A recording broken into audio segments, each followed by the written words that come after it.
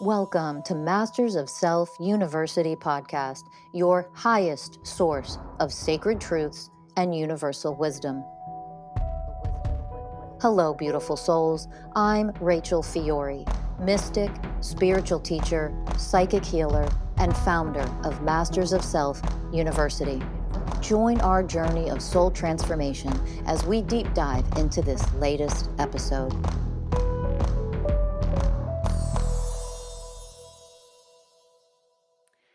Hello, everyone, and welcome to another episode of the Masters of Self University podcast. I'm your host, Ellie Lee.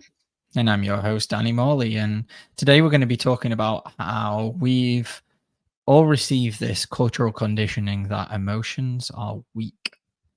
And there's this part of me which I'm going into right now, and I'm seeing that doesn't want to show everything that I'm feeling. And it's a protective mechanism. It's a wall, it's a shield. And what I do behaviorally, the behavioral program I run, is to smile through everything and make it look like I'm always good all the time. This is obviously something I absorbed when I was younger, probably from parents, but also like just collectively. There, especially for men, there isn't a real space for men to show emotion and not be labeled weak in our society. And that's changing. I do see that changing in the collective. But the programming that we've received is that if we don't have it all together, then we're weak. And in fact, being able to feel our emotions and being okay with them and being able to process them in a healthy way, that's actual strength. And avoiding and pretending like everything is okay when it's not, like, that's weak. And there's a famous quote that Rachel always says, weak people don't heal, warriors do. And I think as a man in this world, like, I want to be strong. I want to be a strong man. And that's that desire for strength. I think it's kind of like hardwired into most men, or maybe programmed into us. And the way that I thought that looked in a man was to get physically strong. And what we're brainwashed into being is this cold, emotionless, physically strong superhero man. When in reality, like, true strength is being able to connect to our power and actually feel what's in there.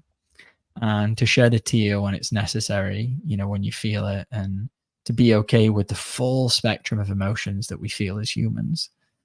And yeah, so I'm just really seeing this program that I don't want people to see that I feel emotion, I feel deeper things, and I don't want anyone to label me as weak, because then I might have to face that part of me, and it might be true. And that's a lot for this wounded part of me to handle, because it doesn't want to believe that. It wants to be strong, it wants to be a man, and therefore it has to believe into all of the conditioning and the programming that I hold around that.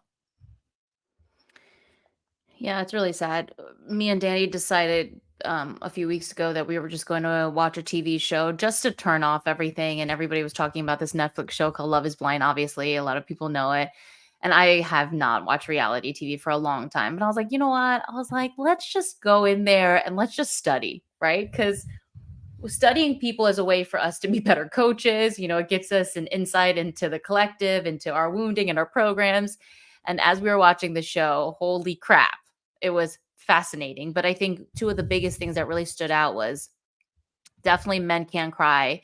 And then what surprised me was one of the women were talking about how this show has allowed her daughter to see that she actually has emotions, because she's was raised to believe that being emotional was weak. And so for me, obviously, like, that even affects women too, right? Of course, yeah. Yeah. And for me, like, I grew up being labeled I'm too emotional. It was always like people were always making fun of me that I was like too sensitive. Ellie cries too easily. It was all these things. So I learned to demonize and shame that part of me that is so emotional, that feels so deeply, that used to cry all the time. I mean, I cry all the time. And I just remember everybody just like always making fun of me, and like it was labeled annoying, and here she goes again. And my parents would always be like, oh, Ellie's crying again. It was always that kind of stuff too. And so you may have been demonized to not show emotions. I was demonized for having too much emotions, which is, the result of what this world has done to all of us. When you get an entire species to not feel, and then to label people who do feel too much as crazy or annoying as or this, I mean, that's dehumanization in its perfect form. I mean, look at what it's done to all of us, especially men, but yeah, women too. Like, I've been guilty of it too, of being like, oh my gosh, she's so like crazy, and she's so this and she's so that. And it's like, that's part of the misogyny, that's part of the patriarchy, it's part of the agenda. And thank God now that we are living in a time where men like you are now showing that it's okay to cry, it's okay to feel emotion. And for me, really owning that this is who I am, and I feel very deeply, and there's no shame to be around all of that. And if you think that's annoying, that's on you. It's got nothing to do with me. Has been a ride on itself. Yeah, I've definitely fallen into that category as well, where just felt like my emotions aren't okay. And of course, this isn't just a man thing. This is a collective thing. Men are demonized and dehumanized for having emotions, and women too. Like it's the exact same thing. And then any woman that has an emotion is then labeled as irrational and too emotional. And obviously that just disconnects us from this whole power that we have, our ability to feel, and disconnects us from our heart and what we really are as humans. As you said, like, it completely dehumanizes us. And this is something Rachel's taught about a lot. It's just been fascinating to see as I show up on social media, to see this little, like, I'll put a little smile on my face and I can see the program running. I'm like, ooh, that right there, like, what is that? And getting curious about it and be like, yeah, I'm hiding this aspect of me. I want to put on this front that everything's okay. And I think this comes into the work as well as like being a coach. Like Ellie and I are, we're out here sharing our journey. We are not finished products. We're not all the way at the finish line. We're doing this work actively on ourselves and finding new parts of ourselves that are unhealed. And I think, there's like I don't know if this falls into the category of like the spiritual ego or the spiritual unconsciousness, but when first becoming a coach through this work, there's this part of me which is like, well, I don't ever want to show to the outer world that there's anything wrong with me, because then they'll probably think that this work doesn't work. So then there's all of this programming and protecting and false self that I feel like I have to put out because I'm a coach of this work. And this expectation, even that we have of, it comes down to like the programming that we've had about an enlightened being. We think an enlightened being is somebody that only feels peace, joy, awe, and wonder, and sits on a cloud and levitates all day. And then I always come back to Jesus carrying the cross up the hill. I'm like, I bet he felt hopeless, helpless, shame. I bet he felt all these different emotions from having to do that. I don't know. I wasn't there. I'm also not in communication with him. I'm not 100% sure. But I'd imagine as a human being, like, in that situation, it's going to bring up a lot and those kind of emotions. And it's not this, we just get to somewhere and we are enlightened and we just feel joy and love. And it's like, no, we're human. We feel all of these emotions. The question is are they programs? Are they coming from our past? Are they something that's been like a wound that we're carrying on why we're still feeling that? And so I feel like there's even programming there of what it is to be enlightened. And that obviously creates this false self that it can create a false self that I definitely have fallen into and created this protective layer on myself, saying, I'm a coach of this work. There's nothing, I don't want you to see that there's anything wrong with me. I want to be this perfect, peaceful, loving person. When in reality, like, we're on this path, we're a few years into this work. Like, true transformation takes time. And it takes work to peel back all those layers. And actually, when we can show up truly in our hearts and say, hey, this is the pain that we're moving through right now, this is what I'm struggling with, and in this case is like just opening up and saying, yeah, I have parts of me that are still deeply, wounded, and I'm working through, and thank God I've got this work as a blueprint, and I have the skill to be able to work through it now. But I don't have to be perfect. I can be in all of my mess, and that's still okay. And that's part of this work, is accepting that. Yeah, and I think that we forget that we came here on this planet to experience and have the human experience because that's what you're here for, to feel and feel all the range of emotions. I know that a lot of channels and psychics and talk about how like angels don't feel emotions.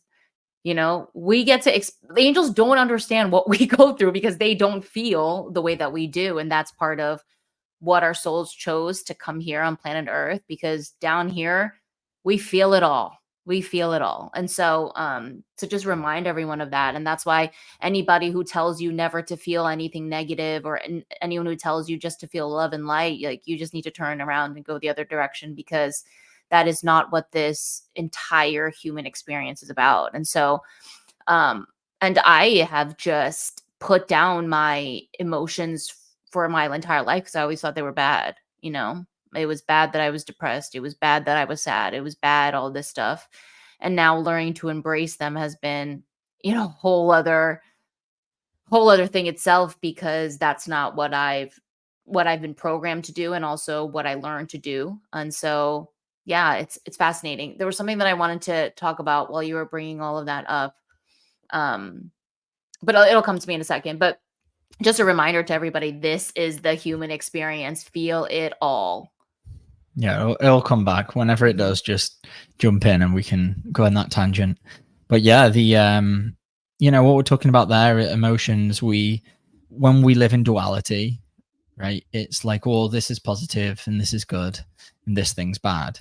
Mhm. And while there might be like yeah, obviously feeling peace and connection and joy is all really wonderful, if we're then demonizing anything of a lower vibration, we're in separation to the all. Yeah. And this work is about accepting that all vibrations are welcome, because I'm powerful enough to handle them all. And that's challenging. And that's the path that we're on, is being okay when the hopelessness shows up, when the depression shows up, and then not labeling it as bad. Mhm. And not just from my mind saying, well, depression's here, that's good. Like, being able to say, okay, because this happened to me this morning. I woke up and I felt so heavy. I was like, whoa, what is this? What is this heaviness that I'm experiencing? There was a lot of hopelessness in there. And instead I heard my mind starting to spiral of like, see, you're not where you think you are. Like, it started kind of like really trying to tear me down. Like, this work, all the work you've done has been for nothing. Like, all of these, I could hear all of the pain and the programs coming up, trying to like pull me into this kind of darker place. And sat down, started opening to it all, started doing the work. And within maybe like 10 or 15 minutes, completely raised my vibration, and not from a place of like separation, from embracing that all of this is here and that's okay. The programs are going to run. Clearly, I either picked up on some energy that I've been carrying throughout the night, or something came up in my dream state that my soul's like, yep, time to work through another layer of this. And I think it's interesting when we wake up in those vibrations, as opposed to you're moving through life and someone says something and triggers you.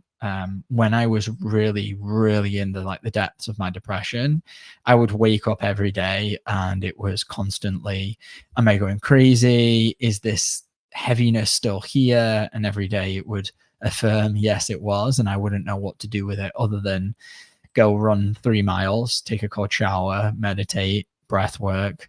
They were the only things that could help regulate my nervous system and what I was feeling.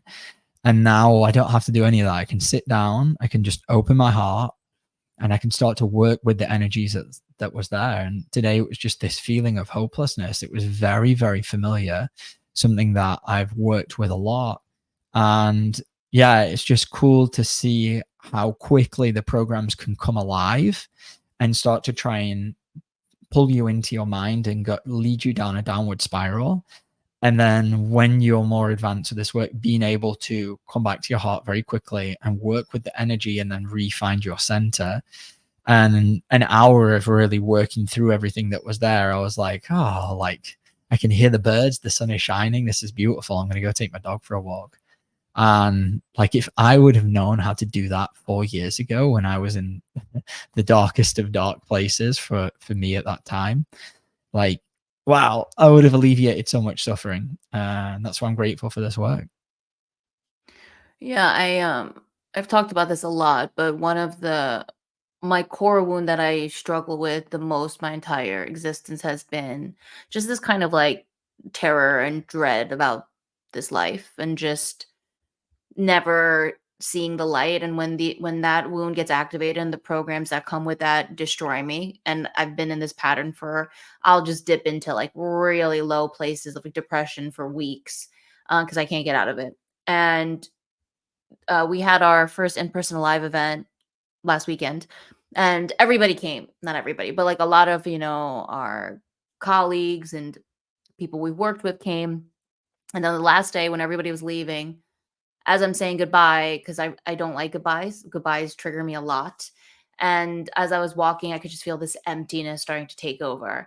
And then here came all these mental programs of like, oh, now you got to get back to real life, and your real life is shit. And now you're going to be depressed, and you're just going to be struggling. And like, isn't life so sad? And I just started to feel all of this dread and this like, oh, it was just started to weigh me down. And I started just feeling crazy. And then I got into the car and I was like, oh, okay, so here are all the programs. Here they are. And I have a choice right now. Because there was one program that was like, you're going to be in this for a week. And I was like, and I started to like dread and panic. And I was like, oh, I can just open right now. And I can just allow them to be here without judging them or wanting them to go away. It's okay. I can just love you because compared to what I am, it's nothing. And let me just embrace you. And so the entire ride home, that's all I did. I just opened, just loved it. And oh my, it saved me because, and I was sharing this with you in the car. I was like, I'm just opening right now because there's so much here. And I didn't repeat a cycle. I didn't go into a pattern, and it alchemized while I was in that car for 40 minutes coming home. And even when it showed up at the house when I got home later, I just kept opening. And the moment that you open, and the moment you can start to feel it alchemizing and transforming and like just flowing through, it's the best moment ever. And so those are the moments where I'm like, okay, thank God. Because could have really drowned in that one. Yeah. I had a similar empty experience. I think it was yesterday. Was that yesterday? You would know. Like right after this weekend, we're making all these connections, and it's like so cool, and connecting and spending time with people who are also on this path. And then spending some time alone yesterday, I was like, oh, I can feel this emptiness. And it definitely felt like there was a part of me which got filled in over the weekend, making all of these connections. I was like, oh, this is what it's like to like have friends again, because I've spent this last year really kind of spending time alone. And before that, I've spent my whole life really molding myself to fit in. I know we did a podcast with Trelaw all about the cost of fitting in, and this is something that I've done. And I just needed friends. I just didn't want to be alone. I was so afraid to be alone because it would bring up all this loneliness and unworthiness and shame. And it was just a really uncomfortable place for me to be. So I would change myself and I would do whatever I could to fit in. And then this last year has been, I don't want to hang out with anyone unless I'm like really, really called to. And so I've spent a lot of time alone, and that's been really good. But then hanging out with all these people, this part of me that still is looking for connection showed up. And so when that ended, I had this empty feeling, and I was like, ooh, what is this? So I was sat with it. I was driving home, and I was just loving it. And I was like, not in this place of needing to know what it was. And as I was just opening and working with it, it just came to me. I was like, this is the part of you that wants connection, and it's dying. So let it die. And it was a mini, another layer of an ego death of like this part of me that constantly wanted friends. And then I'm at a place now where that isn't enough. It's like I see through the illusion of making those connections. It's never truly going to fill me, because there's a hole there that can only be filled in with one thing, and that's my own love, my own connection. And that was the calling, was to connect to that and find and bring that piece back together. Yeah. So, and something that I've been saying a lot lately is, where am I not free? And that right there is like, and I deal with that too, of like the wanting and the needing connection from other people, wanting a commuting and needing a community, all these things. And I'm not free because of that need, because of that desire, because I'm still looking for it outside of myself. And so when you experience the ego death that you're experiencing right now, what's so beautiful about it is, even though it's painful, because it's obviously a version of you that you've been, BFFs with for so long that you thought was really you. And now that that part of you is dying, it's painful, but oh my God, it's one step to like complete freedom. And I'm still not free in a lot of that area. And so I just welcome in the ego deaths. Like, ego deaths are so painful. But once you get through them, you see everything for what it was. And then you just fall straight into the vibration of gratitude, because you had to experience all of that to go a step closer to who you really are. And I want to be free from needing connections, needing friends. Like, I'm like you, we moved to this new city. We don't know anybody. I've attempted to, build friendships, and it's just not cutting it. And when I say it's not cutting it, it just doesn't feel right to me right now. And I also do feel like I'm in this place too, where learning to be on my own and learning that that's okay. And it doesn't mean this, or that, or whatever your mind is saying about it. Like, I'm just here to honor whatever I need. Like, I'm moving through a time right now where I don't want to talk to anybody on the phone. Every time someone, like, it's not like a lot of people call me, but when they do call, the first thing I'm like, I don't want to talk on the phone. And, I'll have these programs running and be like, Ellie, whoop, they're not going to like you. And like, if someone can't honor the fact that I just don't want to talk on the phone, that's okay, Ellie. It's okay. And so allowing myself to move through all of these programs that come up that keep me wanting to stay in the loop of friendships or connections, all of these things. Every time I honor me, I let that old version of me die and just welcome the real me that just wants complete freedom in every arena in my life, including this one. yeah. And I found, like, this weekend we spent all this time with these amazing humans, and in the past, like 5 days in a row of hanging around with friends was like a dream come true.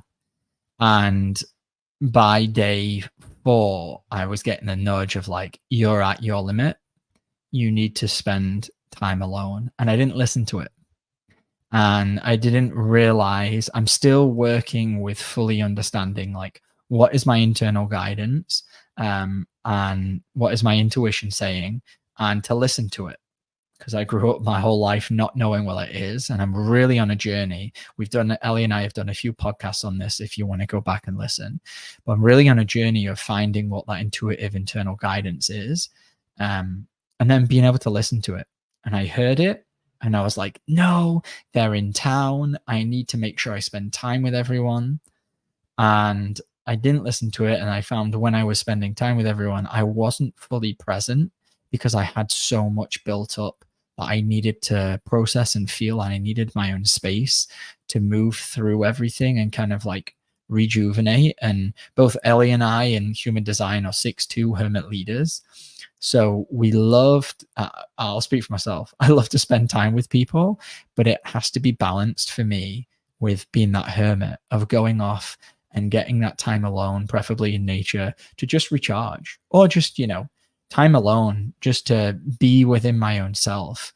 And that's really difficult when I run programs of, well, if I don't show up right now because they're in town, what are they going to think about me? Maybe they're not going to like me. Maybe they'll judge me for not coming and hanging out with them. I need to be with them because in a few days they're going to be gone and then I'll be alone. These are all the things that were running that I recognize now that were running, which were blocking me from being connected to that guidance. And this is an example of when we clear out the programs and the wounds, we hear our intuition and we can follow our guidance so clearly, because now we're not being pulled off track by our programs and our wounding. And this is a case point example of the part of me that still wants connection from other people and is still looking for that outside of myself. And I'm not listening internally because I want that connection outside.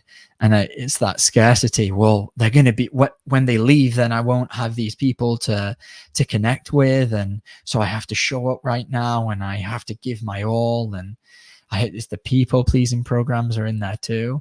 But in reality, just listen to what do I really need in this moment? Is it to spend a day alone? Honor that. Mm-hmm. And then when you do show up in whatever capacity, you'll be the authentic, fullest version of you, and they'll benefit. You'll benefit. You'll connect with them from your heart instead of your programs, and it will make for a better life, an easier life, a better world when we all do that. Yeah, I don't fully want to accept that I'm really a loner. I don't want to fully accept it because my wounds don't want me to be a loner, but I really am. And like day 2, and it's got nothing to do with everybody. There's nothing to do with that. But like by day 2, I was like, oh, I'm drained and I just want to be on my own. There's this great meme. There's this great gif of like Homer Simpson, like just slowly backing up into a bush and disappearing into the bush. And like, that's me in like every setting. And I always have these like grandiose ideas of like, yeah, let's go hang out. Let's go to this party. Let's go here. And like, it'll be so much. And Danny will tell you the first 10 minutes I'm there, I'm like, you also went to want to leave. He's always like, she gives you them leave eyes. She's got, I'll give you the eyes. She gives me that I want to leave eyes. And I get it though. I get it. Yeah. And like he said, we're both 6'2s, the hermit leaders. And today, I took 2 of my dogs and we literally climbed a mountain this morning and the sun started shining and I went on top of the mountain. I went to this very secluded area of the mountain. And with my 2 dogs, I just sat there and I just dropped in and all I was hearing were like the birds chirping and like just the wind blowing and like the bugs just doing their little things. And I was like, this is my favorite. I'm like, this is like, nobody's around. All I feel and hear is nature. I'm grounded on top of this huge volcano mountain. And I was like, literally, this is the best. This is where I feel the connection. And not to say I need to climb a mountain to do it, but this is where I feel the most me is like when I'm just alone with my dog in nature and there's also something about like the California air. It's like coming into spring right now. And like, it reminds me of even in East Coast, like when we're going to summer, it's just like the sun and I like talking about it. I'm like drifting off into it. That is my place. And that is where I constantly want to go back to and like learning how to honor completely. Like if you're here for 5 days and I can only hang out with 2, it's got nothing to do with you. I just got to honor the fact that like, I need a lot of time alone and that is okay. And being okay with that, and being comfortable with that, because before I met you, I was single for 4 years before I met you, I think 3 or 4 years. And I did everything by myself. And my wounds would come in and be like, you're always doing everything by yourself and blah, blah. But there was this huge part of me that loved it. And I would dishonor that so much because like, I just was so afraid that I won't have friends. And it's like, Ellie, so what? Just be free. Yeah. And for anyone who listened to our last episode on enmeshment, this is us like really, really working through that that program, because we used to take the dogs out every morning together. And I woke up this morning in all this stuff, and I was like, oh man, I'm gonna have to shove it. This was the programs that would run. I'm gonna have to shove it all down because we need to go take the dogs out together right now. And my programs would tell me that if I don't take the dog out with her, then she's gonna be pissed at me. She's gonna get angry at me, which might have been very true. For not being there with her. And so I had to arrive at a place of being powerful enough that if that happened, I know that it's a projection and that's okay. She's allowed to feel that. That's totally fine. And I'm still going to choose to be on my own. And now we're shifting into a place of we still will take the dogs out together. But like every now and again, but if one of us wakes up and is like, I feel this, I need time alone. Yeah. We're in a place where we can honor ourselves, honor each other, and take that space. And I hear that story, and there's this part of me that's like, oh, that's so sad that that she's so happy without me, right? And like there's a part of me that I've been working with this. I was working with this today. There's a part of me that worries that when we find our own space, that we'll be happier like without each other in that way. And then it falls into this, well, like what's the point of even us being together? And it's all of this like this programming that when you're a couple, you do everything together, and you've got to be doing absolutely everything together, and that's what a good relationship is. And in reality, like we are both 6'2s, we're both hermit leaders. So yes, we obviously love spending time together, but that must be balanced with alone time. And this is especially important for anyone that feels they are more on the highly sensitive, hypersensitive spectrum of sensitivity. You need more time on your own, preferably in more of a natural setting, for your nervous system and your energetic system to reset and rebalance. And that will keep you healthier energetically, physically, mentally, emotionally, to keep those your energetic systems clear. And I really find that. And yeah, it's wild to see when we take the space, all of the different programs that come up, even with you sharing like, oh, I'm so happy. And then it's like, oh, what if she's more happy without me? What if she's happier without you, Danny? What if? That's how I Maybe felt she is. last week. You were like, the happiest I've ever been after I break up with somebody. And I was like, oh, it's like, oh, maybe he shouldn't be with me then, because remember that story that you told? Yeah, I always feel that it's weird. I feel the most free. And so like what we're creating right now is that freedom built into our relationship. So it's like I want that feeling of being completely free. And that doesn't mean free in the like new age spiritual hippie, I'm gonna go jump in an orgy and run around a field naked wearing beads kind of fashion. More of like the like emotionally free, like have that full freedom within myself and still be in an amazing loyal partnership with somebody that I love. Yeah. And what it cultivates actually is deeper connection, and you appreciate your partner more, like, and I love that we're in this chapter of our relationship, because in the beginning it was so much wounding for me that I was so afraid for you to take time alone. And now I'm really getting to this place where it's like, yeah, take the time. Like yesterday I was like, oh, I was in it. Girl, I was in it. Oh my God. And we were going to go to the gym together. And I looked at you and I was like, I need to go to the gym on my own and I have to be by myself. And you smiled at me. You're like, good, go be on your own. And it's exactly what I needed.